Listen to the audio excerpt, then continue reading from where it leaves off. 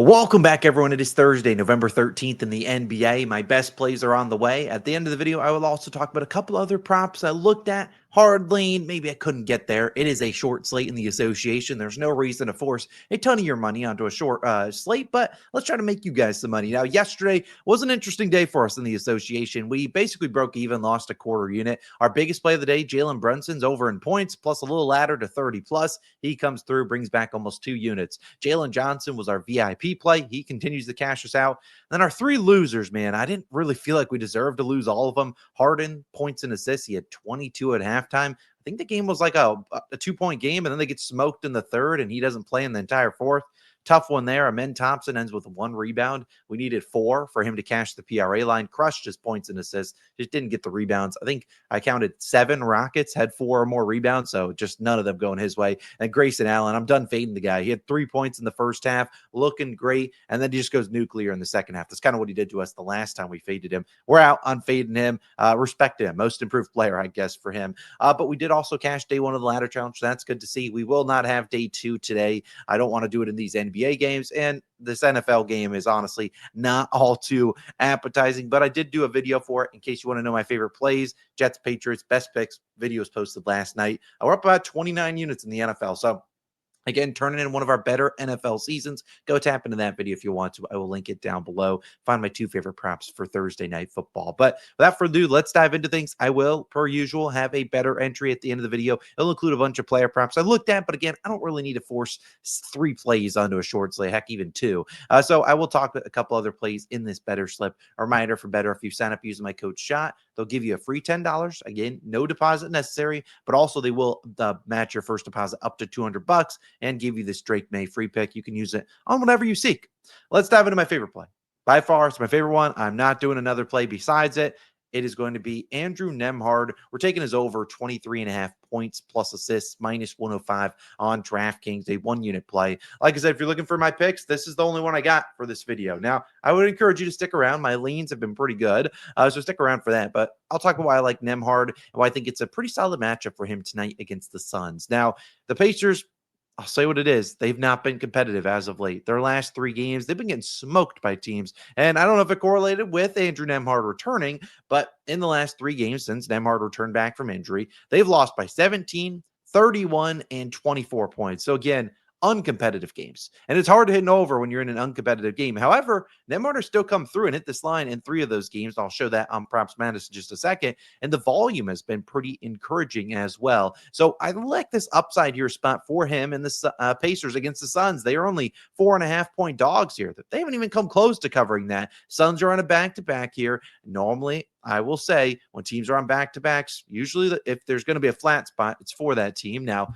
Thunder, don't count them. They smoked the Lakers yesterday despite being on a back-to-back. But I think the Pacers can be competitive here. And if they are, it's because Nembhard's playing pretty well. Now, like I said, we'll be back on Props Madness. You guys know it's my favorite research tool out there. If you are new to Props Madness, you can sign up using my code COS at the bottom, 25% off. Now, you'll see I filtered out when Halliburton's out and when he shoots 12 or more times. You'll see a pretty good hit rate, 9 of 12 games, averaging about 27 points and assists per game. Now, like I said, the last 3 games, these 3 are the ones since he returned. He had 28 points and assists against the Nuggets, a game they lose by 17, shot 7 for 20, 6 assists, 13 potential. The next game against the Warriors, they lose by 31. Again, he finishes on the hook there, doesn't shoot well, 5 for 16, 9 for 14 in terms of potential assists versus assists. And then his final game that he has been back for, 32. He crushed it, 9 for 15 shooting, 7 for assists on 11 potential. But again, they lose by 25 points. Now, this is a Pacers team that does not have a whole lot going for him right now. If you look at their team, obviously Halliburton's not listed here because he's out for the season.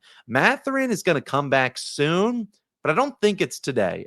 They return back home after this road trip. I don't think it's today. If it is, I don't hate it because it should keep the game competitive, and Nembhard should have another guy to assist to. But with him out, they've kind of slid in Jeremiah Robinson Earl, who very low usage guy. So him, Tony Bradley, 2 very low usage guys. Pascal, I'm not sure who he gets defensively on him for this game. Could it be Dylan Brooks? Maybe, but I think Nembhard will get someone that he can go out and attack. Maybe it's D-Book, maybe it's Grayson Allen. I think he'll be able to go out there and do his thing. TJ McConnell did just return, but again, he only played 12 minutes. back from injury. I can't see him playing a ton. So even in these games in which, Nemhard and this team has been getting smoked, he's still been playing the minutes 33, 30, and 30. So what would happen if they actually were in a game? He probably sees 36 minutes. And this is a guy that I kind of equate to Halliburton light. If you've watched him in the playoffs, this guy shows up when he needs to. And while this season's kind of a lost one for the Pacers, I don't see him going down without a fight. So I love his props today. I think I don't touch his rebounds because he's not a big guy. He's not going out there and getting rebs, but the Pacers play fast, and he's basically their Halliburton. He runs the offense. He gets guys in good positions. And with guys like Neesmith who really don't create shots for themselves, those are good assist opportunities. Tony Bradley, or if they want to play Isaiah Jackson there, a good assist opportunity. And really the only other guy that's going to take away some usage from him is Pascal, and I don't really love Pascal's matchup. So again, I like Nemhard. I think he could go out there and play pretty well. Last night, if you look at their game for the Phoenix Suns, they let Brandon Williams, a guy that I'm not necessarily so high on. It's 17-9. I think you could see Nemhard go out there and get 24 points and assists. Wouldn't really shock me. Now, I'll talk about a couple of prop leans and talk about some personal stuff, which I talked about in the Thursday Night Football video, but I'll kind of rehash it for the people that don't care about the NFL. But again, we'll play this better slip reminder. Code SHOT. If it's in your state, you should sign up. Free pick, $10, all that stuff. Here's 3 prompt lanes. I won't spend a year on them. DeAndre Hunter, less than 24.5 PRAs. He's on a back-to-back. However, a lot of his Cavalier teammates are not, and I wouldn't be shocked if those guys suit up tonight. We're talking Donovan Mitchell, Evan Mobley, and Darius Garland. 2 of those guys are suiting up. I don't really love Hunter's matchup here against the Raptors. I don't really touch Raptor props. They're a team that I've banned because I have no idea who's doing anything for them, but I do like the fade DeAndre Hunter. I just don't think they have a lot of bodies that I feel like can match up well with him. He did torch them in the first game of the season that they played each other. But again, I want to say, if I were to look at the injury report in that game when he had 34 PRAs, there was no Donovan Mitchell, Jared Allen, or Darius Garland. So 2 of those guys probably are shooting up today. I don't like his matchup. Dyson Daniels, though, rebounds and assists, an interesting one. Maybe you guys do a little bit of research on that. Don't expect Kristaps to play. I would actually look for Dyson to have a pretty good day on the glass. It's not like he has to guard anyone that's super high usage, so we'll be able to leak down there.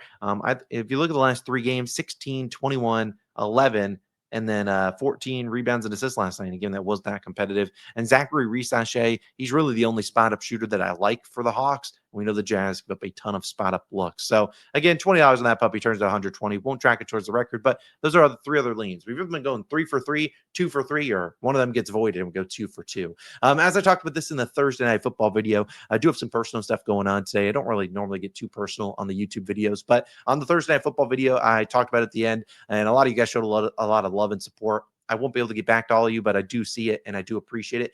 Me and my wife, as you guys know, are expecting our first child. Their due date is December 2nd for those curious. And no, we do not know the gender. It's supposed to be a surprise. But we are going in today. The baby is breech, which if you don't know what that is, normally he would like a baby to be head down. Their head is up. They're being stubborn. But they're breech right now. So we're going in for a procedure where basically they manually move the baby, like Trina, my wife, gets an epidural and that they manually move it. Now there could be some complications where maybe the baby gets too stressed. Heck, I would probably get stressed if someone's forcibly moving my body, and they have to do an emergency C-section. There is a chance, hopefully a very small one, that happens. And if it does, you won't see me for a little bit of time, not like a month. I'll probably be back after a few days or a week or so, but we'll see. Hope, cross your fingers that I'm back on Friday, and that means good things, and that I either the procedure didn't work, but the baby's fine, and we're just going to do a C-section later in life, schedule that in a few weeks, or that the baby flipped and we can have our natural, regular home birth, if you will. But that's kind of the update. I hope to see you guys tomorrow. That would be best case scenario. If you don't, not that the worst case scenario, I'll still keep you guys posted, but just means like maybe something happened, or I don't know. Maybe I'm a dad. Who the heck knows? But thank you again for all the love and support that you guys are going to show in the comments. I know you guys are super supportful. I'll be very inactive today, so if you ask comments and stuff, I will not be getting back to you because I'm about to leave for the airport. I'm not airport. What the hell am I saying? I'll leave for the hospital in just a few minutes. So again, thanks for tuning in. Go Andrew Nemhard tonight. And I hope to be back on Friday for a full slate of action where we can run back the ladder challenge where we just cashed yesterday and do a day 2. Either way, I'll see you guys later. If you want to check out that Patriots-Jets game, I'll link it on the screen. And our NFL Week 11 Best Bets video where we go through every single game. You should tap into that. Either way, I'm out of here. Thanks again for all the love, and I'll see you guys back hopefully on Friday. See you guys then. And if I'm not back on Friday, I'll have Logan doing the videos, and I'll probably have a little bit of time to send him a pick or two for him to add into the video. But hope to see you guys tomorrow. That would be best case. I'll see you guys then. Peace.